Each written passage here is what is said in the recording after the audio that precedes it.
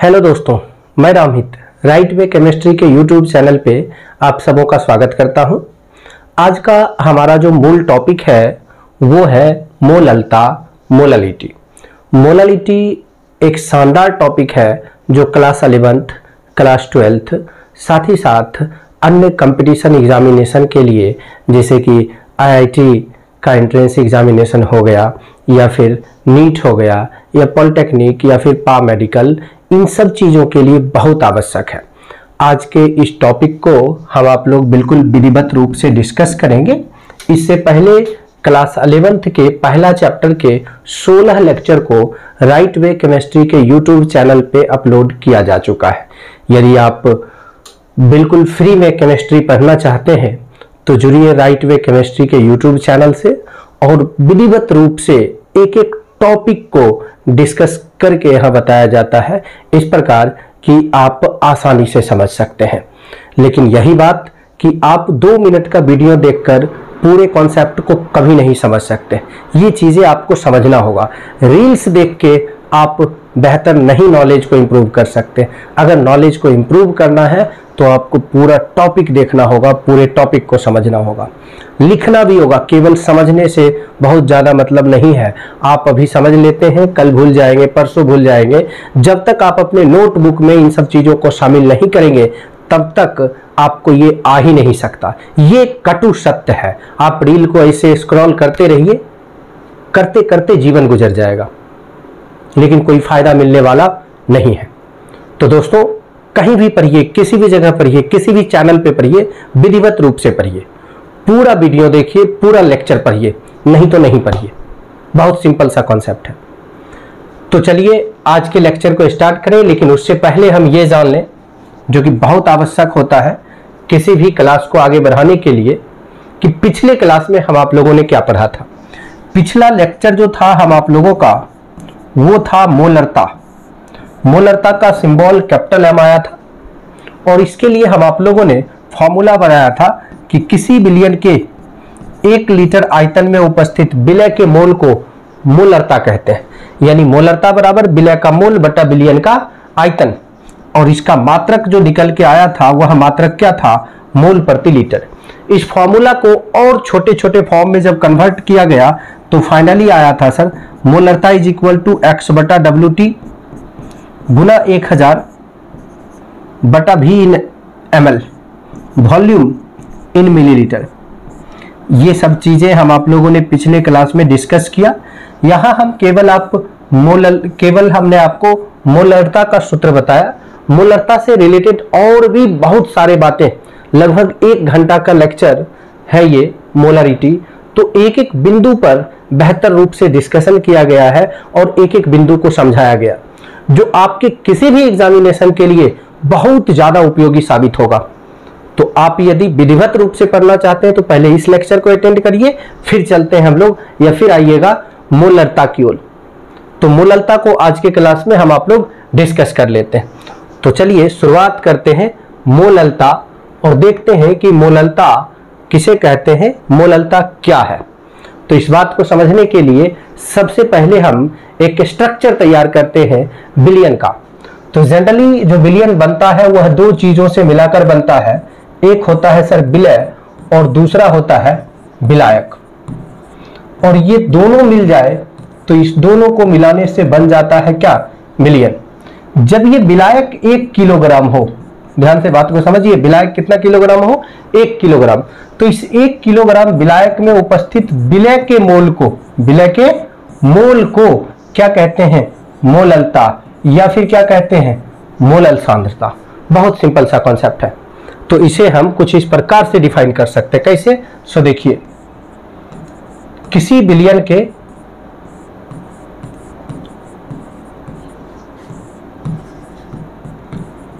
प्रति 1 किलोग्राम विलायक में उपस्थित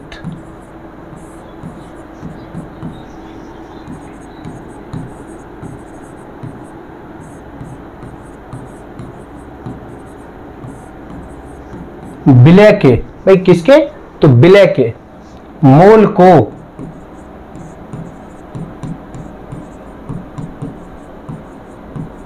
मोललता कहते हैं।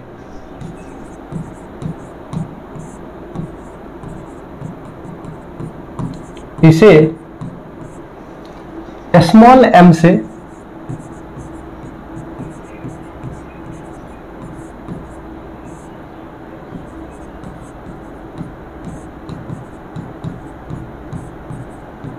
सूचित किया जाता है।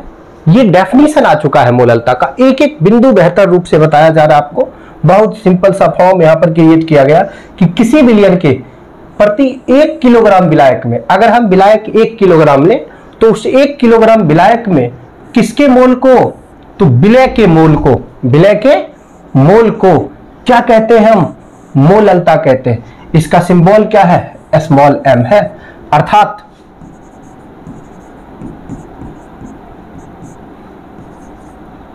मोललता बराबर n विलय। n विलय का मतलब क्या होगा सर, विलय का मोल बटा W विलायक, दैट मीन्स विलायक का द्रव्यमान, वो भी किसमें, तो किलोग्राम में। ये क्लियर होना चाहिए, ये बहुत आवश्यक बात है कि किलोग्राम में ही विलायक का द्रव्यमान आपको लेना है।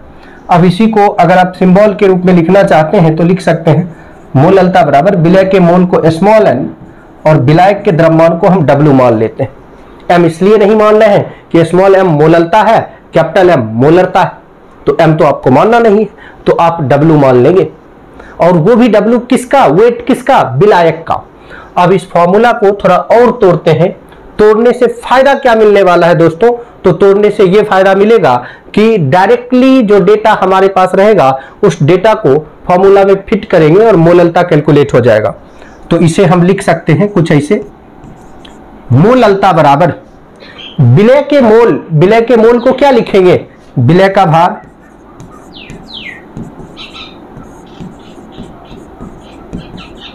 बटा क्या, अनुभार। तो सर आप विलय के भार में यदि भाग दे देंगे अनुभार से तो विलय का मोल निकल जाएगा। अब आते हैं थोड़ा सा और नीचे, W विलायक, और विलायक का भार हम लेते हैं ग्राम में, तो हम 1000 से भाग देंगे। क्यों 1000 से भाग देंगे, क्योंकि डेफिनेशन में बोला जा रहा है किसी विलयन के प्रति 1 किलोग्राम विलायक में। तो विलायक जो होना चाहिए ना सर, वो विलायक कितना होना चाहिए, वो विलायक होना चाहिए 1 किलोग्राम। तो यहां तो ग्राम में है, जब हम 1000 से भाग दे देंगे तो वह हो जाएगा ऑलरेडी कितना, 1 किलोग्राम। चलिए अब इसी को हम सिंबल के रूप में कन्वर्ट करते हैं, क्योंकि बार बार इतना लंबा चौड़ा तो लिखा नहीं जा सकता। तो विलय के भार को आपने मोलरता के अंदर भी देखा था, विलय के भार को हम x माने थे, तो x। अनुभार को हम शुरू से क्या मानते आ रहे हैं, WT, तो यहां भी मानेंगे WT ना। विलय का भार ये x हो गया और ये अनुभार WT हो गया, गुना 1000। ये 1000 कहां से आया सर, नीचे वाला ना ऊपर चला गया, बटा W विलायक, या डायरेक्टली हम लिख सकते हैं W इन ग्राम, W इन ग्राम। तो फाइनली ये फॉर्मूला क्रिएट हो गया किसके लिए, मोललता के लिए। अब आपके मन में एक सवाल ये भी आ सकता है, अगर W इन किलोग्राम लेते हैं तब यहाँ 1000 के जगह पर 1 हो जाएगा, तब आपको 1000 से भाग देने की कोई आवश्यकता नहीं है सर।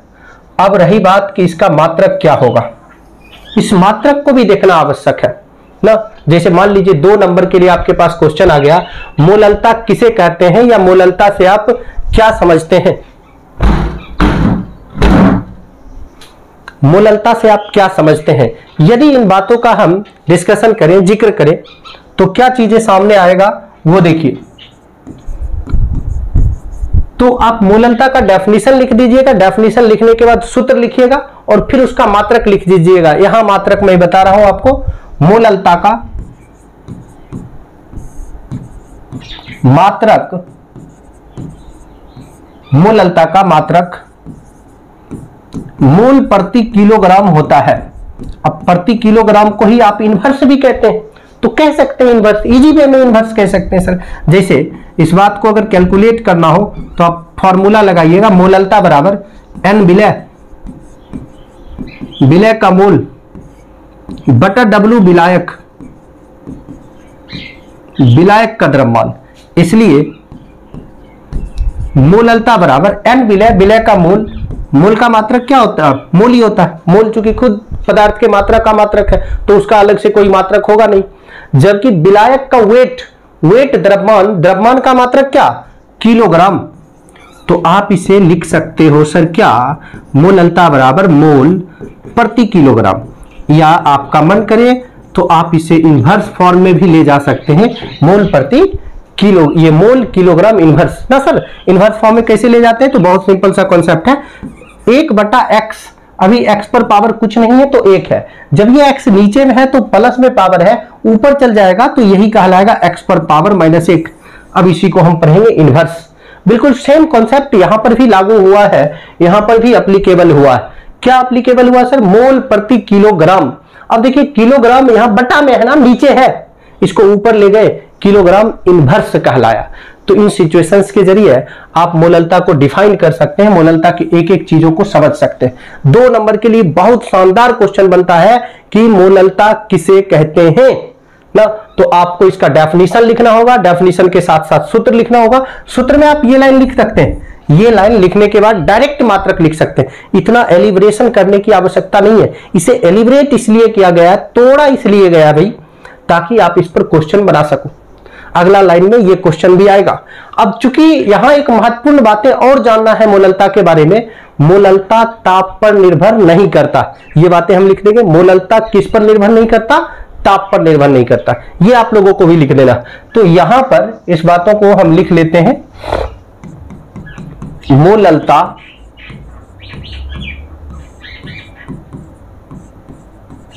ताप पर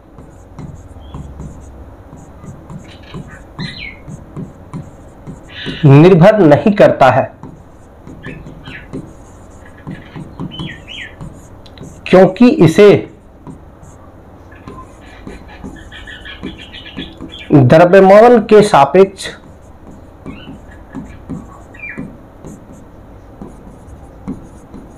व्यक्त किया जाता है। अब क्वेश्चन ये भी आ जाए, मोललता ताप पर निर्भर नहीं करता है क्यों? क्वेश्चन यही दे दे सर, मोललता ताप पर निर्भर नहीं करता है, क्यों नहीं करता है? तो आप आंसर क्या लिखिएगा? मोललता ताप पर निर्भर नहीं करता क्योंकि इसे द्रव्यमान के सापेक्ष व्यक्त किया जाता है। और इतना से काम नहीं चलेगा, आपको नीचे इसका सूत्र दिखाना पड़ेगा सर। तो क्या करिएगा? मोललता बराबर N/W, N मतलब विलय का मोल और W मतलब विलायक का द्रव्यमान। आप नीचे जहां करके लिख दीजिएगा तो और अच्छी बात, सोने पर सुहागा हो जाएगा। तो ये एक शानदार सा क्वेश्चन का आंसर हो गया कि मोललता किसे कहते हैं। अब चलिए मैं आपको इस पर नोमेरिकल्स करके दिखाता हूं। तो इस पे जो नोमेरिकल्स होने वाला है वह और भी शानदार है। शुरुआत हम आप लोग अगले क्वेश्चन से करेंगे, नोमेरिकल से करेंगे, लेकिन मैं लास्टली एक बार फिर से बतलाना चाहता हूं, यदि आप किसी भी विलयन का मोललता कैलकुलेट करना चाहते हैं तो उसके विलय के भार में अनुभार से भाग दे दीजिए, गुना 1000 बटा विलायक के भार से भाग दे दीजिए, निकल जाएगा मोललता। तो लेकर चलते हैं हम आपको अगले क्वेश्चन की ओर। पहला क्वेश्चन, सबसे पहला क्वेश्चन, और क्वेश्चन में हमें यही चीजें समझना है कि विलय कौन है, विलायक कौन है। इसको यदि हम क्लियर कर लेंगे ना तो क्वेश्चन इजी वे में बनने वाला है। दोस्तों देखिए यहां पर जो क्वेश्चंस है उस क्वेश्चन का हम सॉल्यूशन करने जा रहे हैं। यूरिया के 5% जलीय विलयन का मोललता ज्ञात करें। यूरिया का जलीय विलयन है जिसमें यूरिया 5% घुला है, तो उस विलयन का मोललता कैलकुलेट करना, मोलल सांद्रता कैलकुलेट करना है कि कितना होगा उसका मोललता। तो बहुत इजी वे में हम लोग कैलकुलेट कर लेंगे। सबसे पहले सॉल्यूशन तैयार करेंगे। सॉल्यूशन बना है किसका? यूरिया का। यूरिया का सूत्र क्या होता है सर? तो यूरिया का सूत्र होता है NH2CONH2 प्लस इसमें क्या मिक्स करते हैं हम? जल, और बनाते हैं जलीय विलयन। अब इस जलीय विलयन का जो कंपोजिशन दिया हुआ है उस कंपोजिशन को ध्यान से समझिए। इस जलीय विलयन में ये यूरिया जो है वह कितना प्रतिशत है? 5% है। तो जल अपने आप कितना प्रतिशत हो जाएगा? 95% हो जाएगा। मान लेते हैं कि विलयन 100 ग्राम हुआ। 100 क्यों? 1000 मान लीजिए, 10,000 मान लीजिए, 10 लाख मान लीजिए, इस बात से कोई फर्क नहीं पड़ता। अब 100 हम इसलिए माने हैं कि 100 का 5% इजी वे में निकल के आएगा 5। हमें निकालना नहीं पड़ेगा 100 का 95% 95, इसके अलावे कुछ मानेंगे तो हमें कैलकुलेट करना पड़ेगा, थोड़ा सा भी करना पड़े लेकिन करना तो पड़ेगा ना। तो परसेंटेज का मतलब जब 100 है तो हमेशा जब कभी भी परसेंटेज में कंपोजिशन दिया हो तो उसका टोटल अमाउंट हमेशा 100 ग्राम मानना। अब 100 ग्राम का 5% हो गया 5 ग्राम यूरिया। जब यूरिया विलय है तो उसको हम X मान लेते हैं, और यहां पर जल विलायक है जिसको हम W मान रहे हैं 95%, दैट मीन्स ये हो गया टोटल कितना ग्राम, तो 95 ग्राम। अब ये दोनों का वेट अलग अलग क्लियर हो चुका है, हमें निकालना है इस विलयन का मोललता। बहुत सिंपल सी बात है। मोललता का पहला सूत्र है M बराबर N बटा W। तो देखिए W तो है लेकिन यूरिया का मोल नहीं है, तो दूसरा सूत्र है हमारे पास M बराबर X बटा WT गुना 1000 बटा W इन ग्राम। तो जो डेटा दिया है उस डेटा के अनुसार नीचे वाला सूत्र का प्रयोग करना, लेकिन सबसे पहले उसके लिए यूरिया का अनुभार WT कैलकुलेट करना होगा। तो यूरिया का आप अनुभार जब कैलकुलेट करेंगे तो सर कैसे कैलकुलेट करेंगे? देखिए यूरिया में 2 नाइट्रोजन है, एक नाइट्रोजन का परमाणु भार 14 है, एक का कितना 14, तो 2 नाइट्रोजन का परमाणु भार 14 दूना 28। आगे बढ़ते हैं, चलते हाइड्रोजन की ओर। A2 + 2 4 हाइड्रोजन है, तो हाइड्रोजन का परमाणु भार कितना 4 गो है तो 4, चूंकि एक ही होता है। उसके बाद एक कार्बन है और एक ऑक्सीजन है, कार्बन 1 है, कार्बन का परमाणु भार 12, ऑक्सीजन 1 है, ऑक्सीजन का परमाणु भार 16। इन सब को जब हम ऐड कर लेंगे सर तो ये हो जाएगा कितना 60 ग्राम प्रति मोल। कितना ग्राम प्रति मोल? 60 ग्राम प्रति मोल ना। तो ये चीजें हो गया। अब हम सीधे तौर पर लगाएंगे फॉर्मूला। तो फॉर्मूला कैसे लगाएंगे सर? सबसे पहले आसानी से हम फॉर्मूला लिख देंगे कि चूंकि M बराबर X बटा WT गुना 1000 बटा क्या W इन ग्राम। अब जो भी डेटा हमारे पास है उस डेटा को हम इसमें रखेंगे। सो M बराबर X का वैल्यू कितना है 5 है, WT का वैल्यू कितना है 60 है, गुना कितना 1000, गुना कितना 1000 बटा W इन ग्राम। विलायक का द्रव्यमान, विलायक का द्रव्यमान कितना है 95 ग्राम है। अब सॉल्व तो करना पड़ेगा ना सर, दूसरा कोनो विकल्प हमारे पास नहीं है सर। तो आराम से हम कट कर लेते हैं, 19 × 95 कैंसिल हो गया, 0 कैंसिल हो गया, 2 से कट कर लीजिए 3 हो जाएगा, 2 से कट कर लीजिए 50 हो जाएगा। तो फाइनली देखिए ऊपर 50 नीचे 19 दिया कितना 57। अब इसमें भाग दीजिए और भाग देने के बाद देख लीजिए कि आपका आंसर 0.877 मोल प्रति किलोग्राम। मात्रा क्या है इसका? मोल केजी इनवर्स। ये पुरता है या नहीं पुरता है? यदि पुरता है तो आपका कैलकुलेशन सही है, नहीं पुरता है तो आप अपने कैलकुलेशन को दोबारा चेक करिए। तो मोलालिटी के ऊपर इसी टाइप के क्वेश्चंस बनते हैं। एक और क्वेश्चन मैं मोलालिटी के ऊपर कराता हूं, फिर अगले टॉपिक की ओर आपको ले चलूंगा। तो चलिए हम ले चलते हैं मोलालिटी के अगले क्वेश्चन की ओर आपको। मोलालिटी का जो अगला क्वेश्चन है सर वो भी बिल्कुल इसी से रिलेटेड है, और इस बार भी परसेंटेज में ही चीजें दिया है, इस बार भी परसेंटेज में ही दिया है, और इसी परसेंटेज वाले क्वेश्चंस को हमने बनाना है, देखना है। 20% वेट बाय वेट, द्रव्यमान बटा द्रव्यमान, यानी विलय भी द्रव्यमान है, विलायक भी द्रव्यमान है, ऐसे कंडीशंस में विलयन भी द्रव्यमान है। जलीय विलयन या जलीय KI घोल का मोललता ज्ञात करें। देखिए विलयन इस बार भी 2 चीजों से मिलकर बना है, विलयन 2 चीजों से मिलकर बना है। एक क्या है सर KI पोटासियम आयोडाइड, दूसरा है जल। ये दोनों मिलकर जो बनाया है वह क्या बना लिया है सर? तो वह बना लिया है विलयन ना। अब इसमें KI जो वेट है ये 20% है, और जल का वेट जो है वो 80% हो जाएगा। मान लेंगे सेम कंडीशंस में कि विलयन 100 ग्राम है। अब इसके अंदर विलय जो 20% है, विलय का भार हो गया 20 ग्राम, जबकि विलायक का भार हो गया कितना 80 ग्राम। रही बात अनुभार निकालने का, तो इसका अनुभार तो आपको निकालना होगा। पोटेशियम धातु का जो परमाणु भार होता है वह कितना होता है 39 होता है, जबकि दूसरा है आयोडीन का परमाणु भार 127। ऐड कर लेंगे सर, दोनों को जोड़ लेंगे, 6 1 166 ग्राम प्रति मोल। लीजिए अनुभार भी आ गया। अब जैसे अनुभार कैलकुलेट हो गया तो कहता है कि भाई बिलियन का मोललता कैलकुलेट करिए। तो फिर जैसे पहला क्वेश्चन में किए थे कि चूंकि मोललता बराबर x बटा WT गुना क्या 1000 बटा W इन ग्राम। सो फाइनली मोललता बराबर वैल्यू ऑफ x का वैल्यू है 20, WT का वैल्यू है 166 गुना 1000 बटा विलायक 80 ग्राम। अब आराम से इसको हम सॉल्व करेंगे, कटकुट करेंगे और मजे से बनाएंगे। 20 चौका 80, भाई बहुत क्लियर है। 2 से काट लीजिए या 4 से काट लीजिए, ये हो गया 250।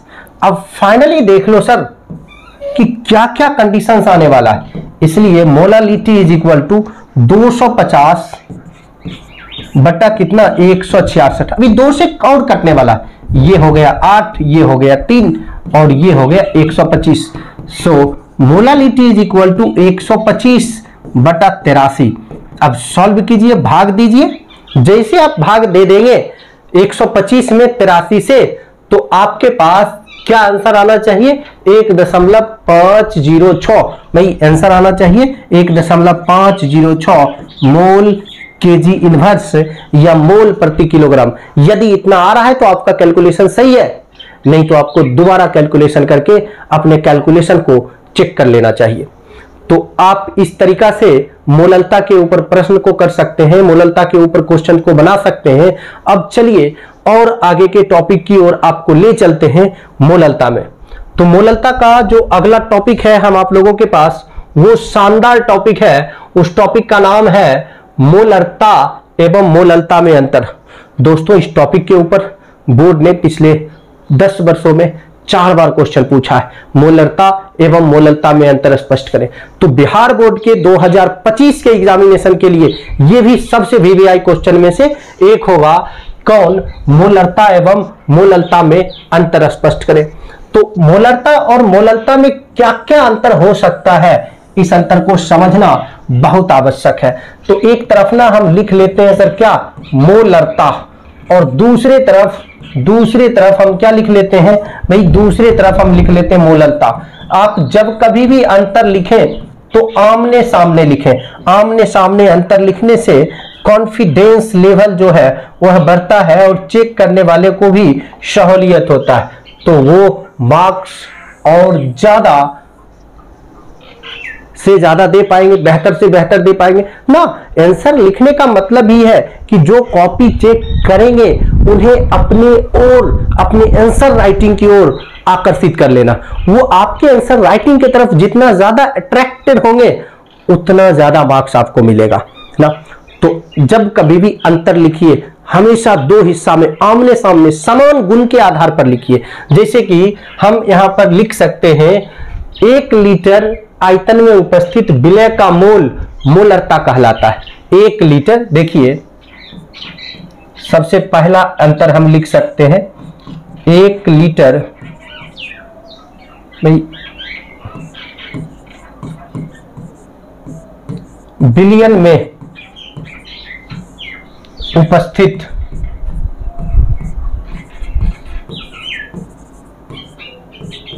विलय का मोल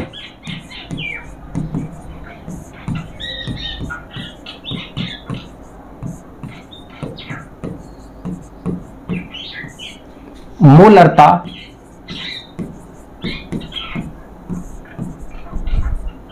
कहलाता है। अब इसके लिए आप चाहें तो इसका सूत्र भी लिख सकते हैं, मोलरता बराबर N बटा V हो गया।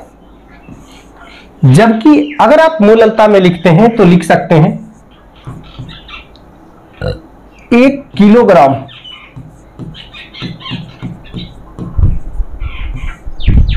विलायक में उपस्थित, 1 किलोग्राम विलायक में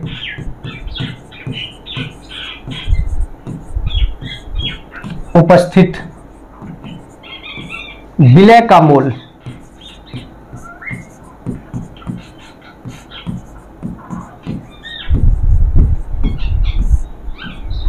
मोललता कहलाता है।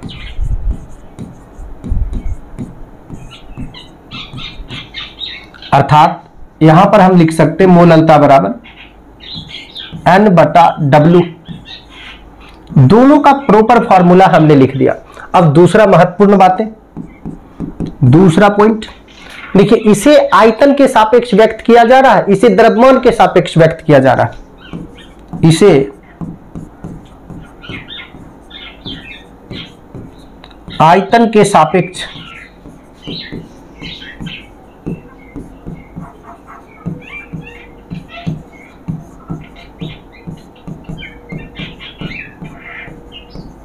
व्यक्त किया जाता है, जबकि इसमें बात करें तो सेम पॉइंट लिखना। ऐसा नहीं कि यहां पर हम लिख रहे हैं इसे आयतन के सापेक्ष व्यक्त किया जा रहा है और यहां इसका मात्रक लिख देंगे, अरे भैया ये तो गड़बड़ हो जाएगा।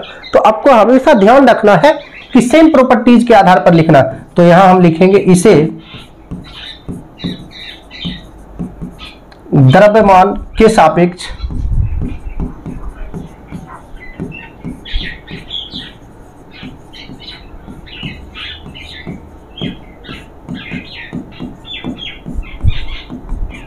व्यक्त किया जाता है। इसका मात्रक, या उससे पहले एक पॉइंट और लिख देते हैं, जब आप किसी चीज को आयतन के रिस्पेक्ट में रिप्रेजेंट करते हैं तो वह ताप में परिवर्तन के कारण परिवर्तित होता है। यानी जो ताप में परिवर्तन के कारण परिवर्तित होता है वह ताप पर निर्भर करता है, और जो नहीं बदलता है वह ताप पर निर्भर नहीं करता है। तो इसमें हम लिख सकते हैं यह ताप पर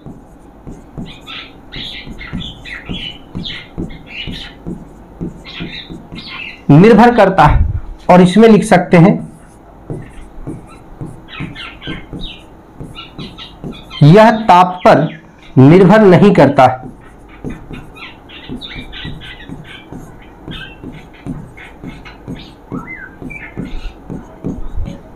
भाई एक तरफ यह ताप पर निर्भर कर रहा है और एक तरफ वो ताप पर निर्भर नहीं कर रहा, इसको कहते हैं अंतर। बिल्कुल सेम प्रॉपर्टीज के आधार पर आप अंतर लिखते हैं। चौथा पॉइंट आप क्या लिख सकते हैं, इसका मात्रक और उसका मात्रक।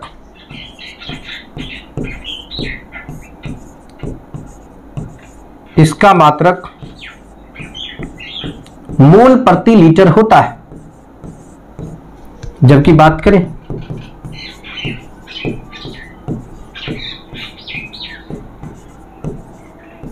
इसका मात्रक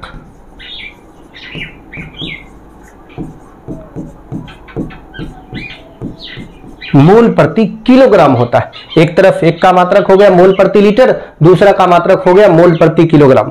तो सर इस क्वेश्चन को जब भी पूछा गया है ना, 2 नंबर के लिए पूछा गया है, दैट मीन्स ये क्वेश्चन बहुत आवश्यक हो जाता है। तो ध्यान से एक बार फिर से समझ लीजिए ना, और यहीं पर इसका सिंबल भी आप लिख सकते हैं। ये कैपिटल एम हो गया और ये क्या हो गया सर, स्मॉल एम। बहुत बार आप अंतर में भी लिख सकते हैं, इसे कैपिटल एम से सूचित किया जाता है, इसे स्मॉल एम से सूचित किया जाता है। लेकिन प्रयास करिए कि जब कम पॉइंट बने तभी इस तरह से लिखिए। जब ठीक ठाक पॉइंट बन जाए 2 नंबर में, 2 नंबर के लिए अगर 3-4 अंतर आपको मिल जाए तब ऐसा लिखने की कोई आवश्यकता बिल्कुल भी नहीं है। तो मोलरता 1 लीटर बिलियन में उपस्थित विलय का मोल मोलरता कहलाता है। 1 किलोग्राम विलायक में उपस्थित विलय का मोल मोलरता कहलाता है। इसे आयतन के सापेक्ष व्यक्त करते हैं, इसे द्रव्यमान के सापेक्ष व्यक्त करते हैं। यह ताप पर निर्भर करता है, यह ताप पर निर्भर नहीं करता है। इसका मात्रक मोल प्रति लीटर होता है, इसका मात्रक मोल प्रति किलोग्राम होता है। सर इस आधार पर आप दोनों में अंतर कर सकते हैं। चलिए मैं और आपको आगे लेकर चलता हूं। अगला टॉपिक जो है मोललता का, वह तो और भी शानदार है सर। कितना शानदार है देखिए, टॉपिक का हेडिंग ही है मोललता एवं मोल अंश में संबंध, relation between molarity and mole fraction. तो मोलारिटी और मोल फ्रैक्शन में हमें रिलेशन लेना है, रिलेशन देखना है, क्या संबंध होता है इसके अंदर, ये पॉइंट्स हमें डिस्कस करना है। तो सबसे पहले ना हम किसी एक बिंदु से चल लेते हैं, मोललता से चल ले या मोल अंश से चल ले। तो आप कहते हो चलो सर हम मोल अंश से ही चलते हैं। मोल अंश से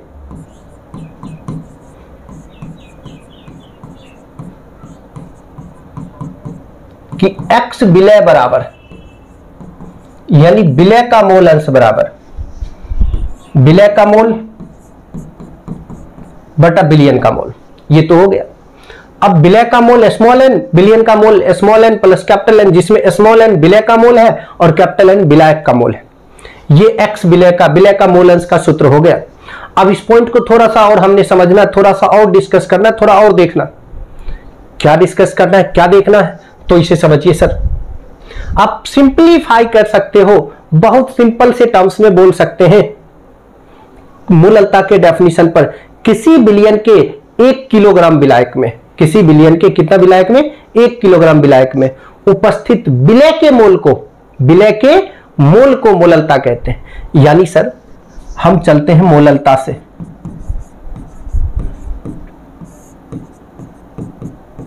इसे हम कर लेते हैं समीकरण फर्स्ट। जब हम मोललता से चलेंगे तो चीजें क्या होगा, 1 किलोग्राम विलायक में यानी विलय का मोल, मोललता जो होगा वो विलय के मोल के बराबर होगा। कब, जब विलायक 1 किलोग्राम हो। कितना ग्राम हो, 1 किलोग्राम। देखिए बात कितना स्पष्ट हो गया। किसी विलयन के 1 किलोग्राम विलायक में उपस्थित विलय के मोल को क्या कहते हैं, मोललता कहते हैं। अब अगर विलायक जल हो, विलायक क्या हो, जल हो, मान लीजिए विलायक हमारे पास क्या दिया है, जल दिया है। इस तरह के क्वेश्चन में हमेशा इस पर जो क्वेश्चन आएगा वो कहेगा जलीय विलयन। तो विलायक अगर हमारा जल हो तो H2O, तो हमें इसका मोल तो निकालना होगा ना सर, विलायक का मोल, और विलायक कैपिटल एन होता है। तो कैपिटल एन विलायक का मोल बराबर विलायक का भार बटा अनुभार। तो देखिए इस जल का अनुभार जब निकालिएगा तो hydrogen 2 oxygen 16 is equal to 18 gram प्रति मोल।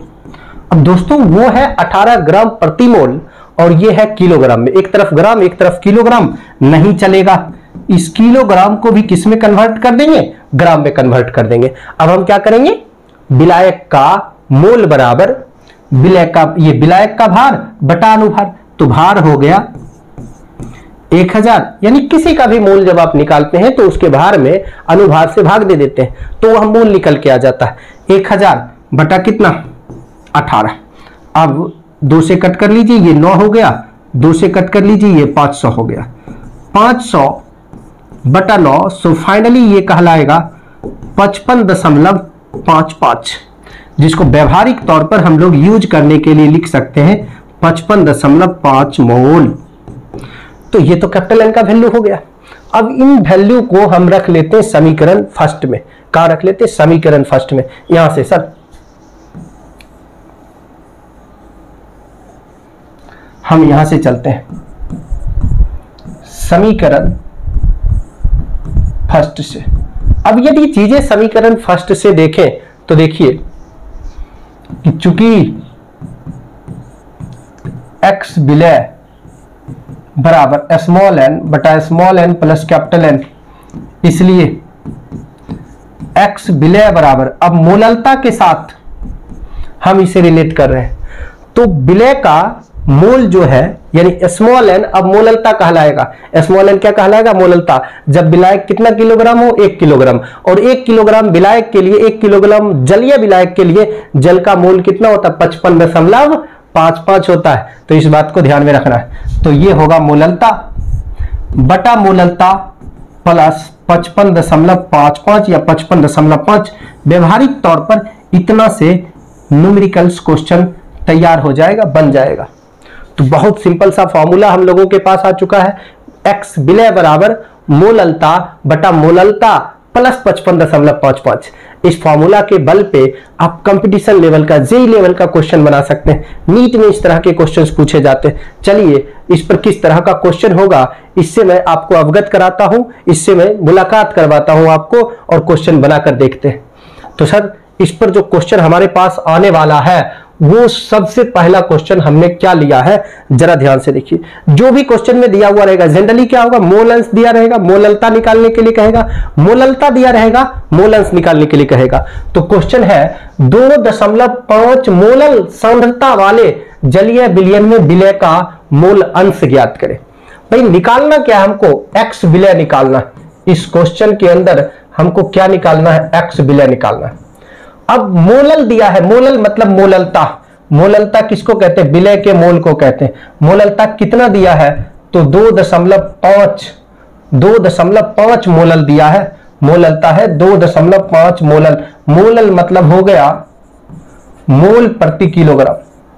अब यदि हम विलायक 1 किलोग्राम ले लें, जल 1 किलोग्राम ले लें, तो जल जब 1 किलोग्राम लेंगे मतलब कैपिटल एन का वैल्यू 55.5 मोल, तब ये 2.5 मोल प्रति किलोग्राम विलय के मोल में तब्दील हो जाएगा।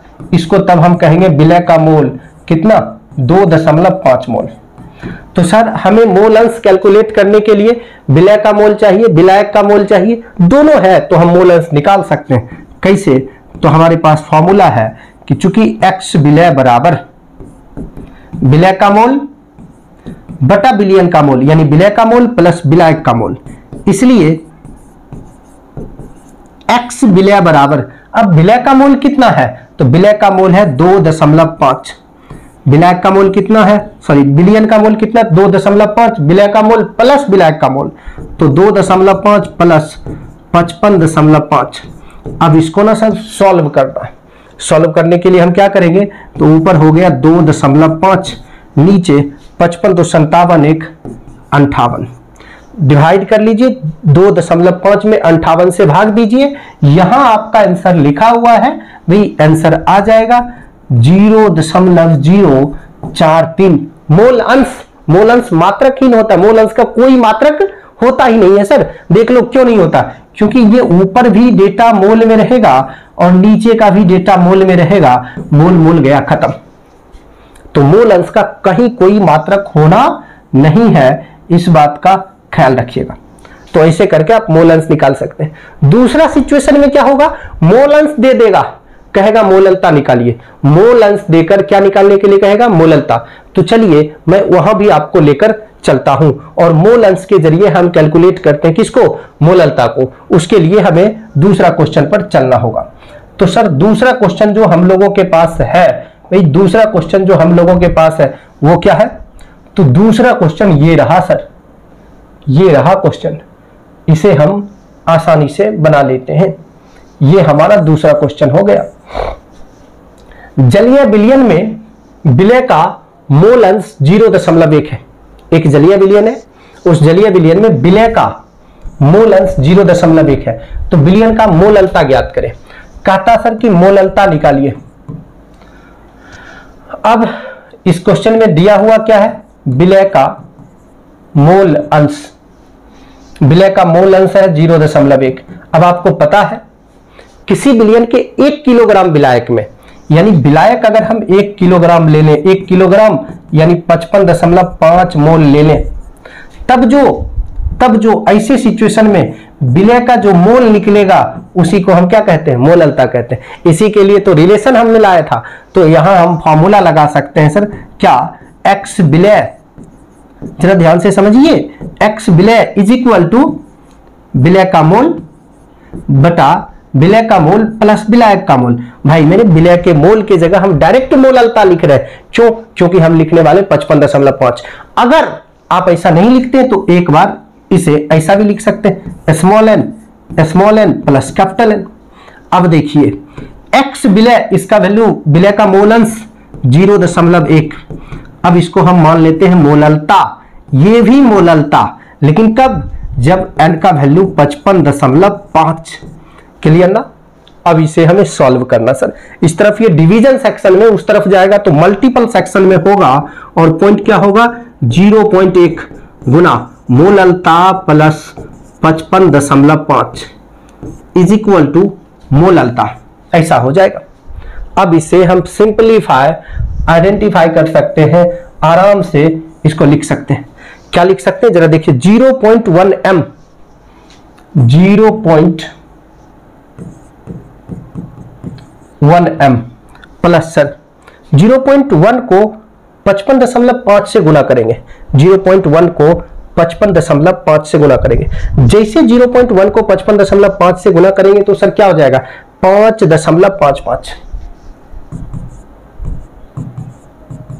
हो गया। 5.55 इज इक्वल टू क्या, इज इक्वल टू क्या, मोललता। अब इसको ना उस तरफ लेकर जाइए। सो देख लीजिए 1 माइनस 0.1, ये m minus 0.1 m is equal to 5.55। अब फाइनली क्या लिख सकते हैं सर, यहां पर, तो ये एक में से इतना घट जाएगा 0.9 m इज इक्वल टू 5.55 मोललता इज इक्वल टू 5.55 बटा 0.9। जब इतना से आप डिवाइड करेंगे, क्या करेंगे, डिवाइड करेंगे, तो आप क्या पाएंगे सर, तो आपको मोललता मिल जाएगा 6.177 मोल प्रति किलोग्राम ना। डिवाइड करके देख लीजिए, यहां सर मिस टाइपिंग है, ये डेसिमल यहां होना चाहिए, ठीक है, यहां पर हम कर लेते हैं। तो 6.177 मोल प्रति किलोग्राम। आप ऐसे करके जब मोल अंश दिया रहेगा तो मोललता निकाल सकते हैं, मोललता दिया हुआ रहेगा तो मोल अंश निकाल सकते हैं। ये बिल्कुल शानदार टॉपिक था, इससे कई तरह के क्वेश्चंस निकल के सामने आते हैं, जैसा कि आपने देखा भी। भाषा वाला क्वेश्चन में डायरेक्टली क्वेश्चन बन सकता है, मोललता किसे कहते हैं। दूसरा क्वेश्चन बन सकता है, मोललता का मात्रक ज्ञात करें। तीसरा क्वेश्चन बन सकता है, मोल अंश एवं मोललता में अंतर स्पष्ट करें। ये सॉरी, मोललता और मोललता में अंतर स्पष्ट करें, मोल अंश में नहीं।